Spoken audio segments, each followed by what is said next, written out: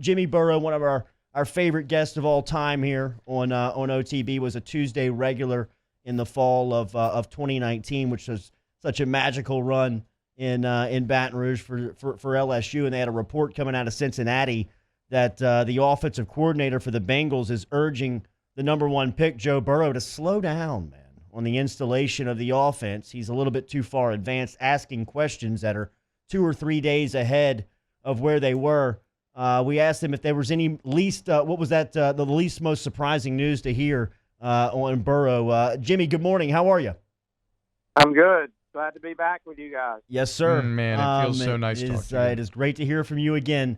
It sounds like the guy is our guy is catching on up there. How is this part of the process going?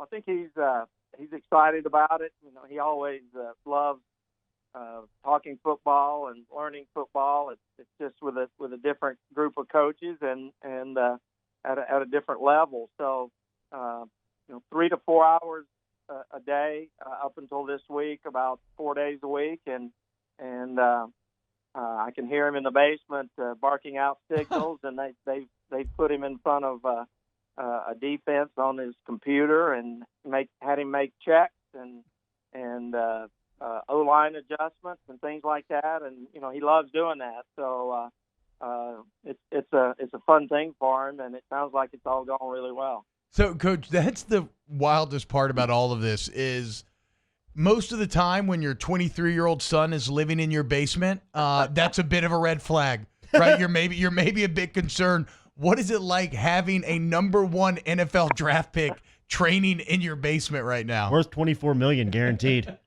Well, we never thought it would be like that, and so we try to just look at it as a special time. I mean, his mom Robin is the chef. I transport him around to his workouts, and we play a little golf here and there, and watch a lot of TV. So for him, it's not great. For us, it's awesome, and hopefully one of these days he'll look back and just realize how fortunate we were to be able to spend that time together.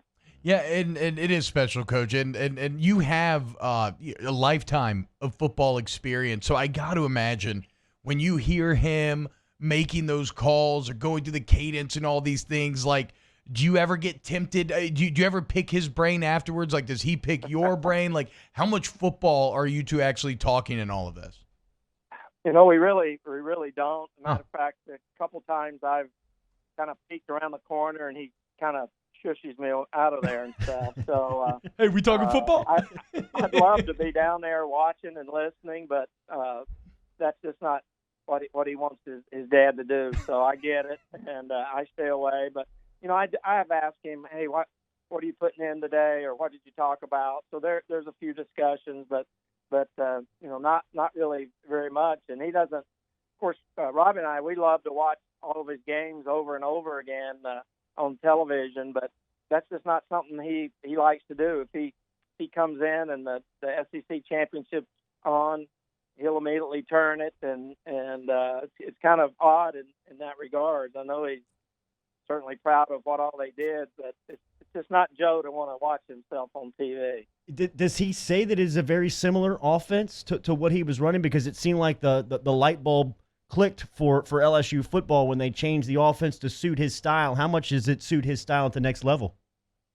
Well, I think they're trying to do a lot of like LSU, put Joe in comfortable situations that he likes, and they do have playmakers at the receiver and running back and tight end, and try to get those guys in space. So it is similar maybe to LSU and what they installed before last year, and I know that I've seen in the news reports, and I've talked to Joe about it a little, that they have asked him things that he did at LSU that he liked. So that's awesome that they're giving Joe some responsibility to say, hey, we did this, and if we can work it into to our plans, that would be great. And so he's been impressed with the coaches and really gets along with them. The offensive coordinator and the quarterback coach are are young guys, and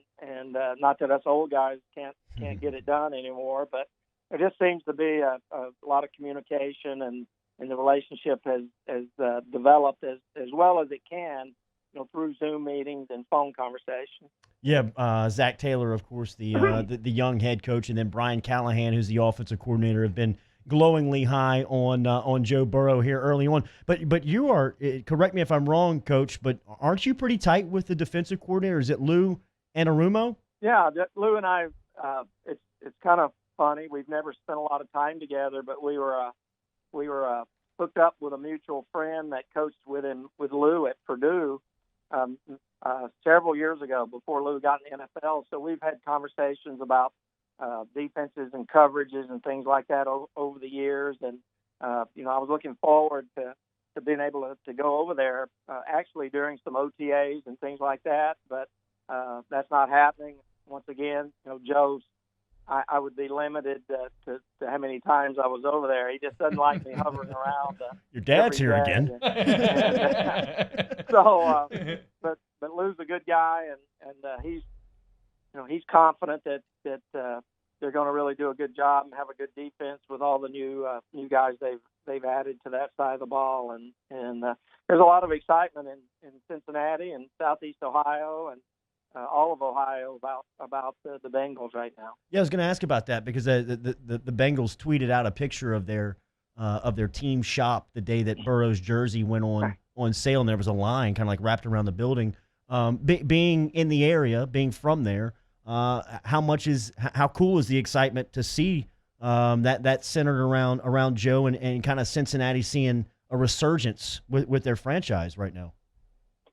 Yeah, it's been great. A lot of fan enthusiasm, certainly around Athens, and somewhat odd in the respect that before there were Bengals, there's been Browns and Steelers fans forever, because I think the Bengals maybe 1968, and so there's probably just as many just as many Steeler fans and Browns fans around as Bengals, but those guys are starting to turn toward the Bengals a little. Yeah. So that's kind of fun to watch. The hometown boy bringing it back. We're talking to Jimmy Burrow, Joe Burrow's father, longtime football coach himself. And yeah, I just keep thinking about how cool it's going to be, Coach, when everybody, things get back to more normal and you get to go experience all of this football. But one part of the Athletic article that jumped out to me was all about the process and how they're doing these things, right? And Burrow and the center being on these team-wide Zoom calls where everybody else is muted and they're going through their calls, so everybody's kind of working together. Do you have any insight? Has he talked to you at all? Like, how odd has it been? Because as a quarterback, you got to ingratiate yourself. You got to be that leader. How odd has it been making those first steps through a virtual setting like Zoom? Well, I'm sure Joe would say it's not easy and it's different for sure. Initially, I didn't know how that was going to work when I hear him when he said, "Hey, definitely don't come down. I'm doing the audibles and things like that today." And then I saw a comment. I think maybe either Coach Callahan or Coach Taylor said they just wanted the offense to get used to Joe's voice. And of all the high tech things going on in the NFL, it was kind of weird to hear him say they just wanted part of it was to hear Joe's voice from the offense, the center and the receivers and all that. So, they're doing the best they can to get Joe ready and to get the whole offense ready. I'm sure the defense is doing the same thing. And I think they've even actually given them a few minutes here and there without coaches on there so they can talk about things. And Nice. and so they're making the best of it. I'm sure all the teams are going about it in different ways, but it seems like so far the Bengals and Joe, it's been a good thing going. So one interesting thing that you're seeing with a lot of veteran quarterbacks are these older quarterbacks kind of trying to find ways to get workouts together. For some reason, I feel like Joe's almost being treated a bit differently, like he can or wouldn't be allowed to. Are there any plans to try to get some throwing sessions in? Obviously, that's probably the hardest part of anything in terms of getting ready for a season, not being able to actually physically get that timing down. Yeah, they talked about it. I know it's difficult. Most of the receivers and skilled people live outside of Cincinnati. I think there's a few there. Again, Joe could easily get there, but it's just it's who knows how safe it is. Yeah. One and two, just how difficult it is to get say 10 to 12, 15 different guys from all over the country on the same page. Say, hey, let's do it this date and here and there. And I know the different agents have been asked to educate the players on the the COVID and the precautions that need to be taken. So right now he hasn't seen any of the receivers. He hasn't really met any of them, and he's only met the coaches at the combine. Wow, that's that one wild. time. That is nuts, man. We haven't, they haven't been allowed to go to the facility, and Joe's hasn't been there, and there isn't any plans for him to go there until camp opens, to my knowledge. Jimmy, is he a scratch golfer? No, he has. It's funny. We gave him lessons. I think maybe when he was 8, and he picked it up fairly naturally, and then we he didn't play again until just lately, and you can imagine he's definitely not a scratch golfer. So you know how frustrated he is by not being very good at it. So you're telling me at this time next year he will be? He will be. Yeah, he'll put the practice time in. He's playing this morning. I'm not playing with him, but he's got some special clubs coming, and you don't realize that somebody 6'3.5", 6'4", it's hard to use his old man's clubs and feel comfortable. Down here about 5'11".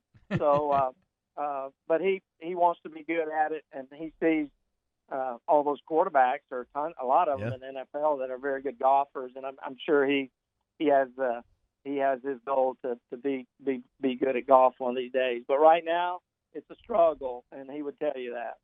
Tell Miss Robin and the crew happy 4th of July and hello. It's great to catch up with you. Thank you as always. All right. You guys have a good 4th, good weekend, and go Tigers.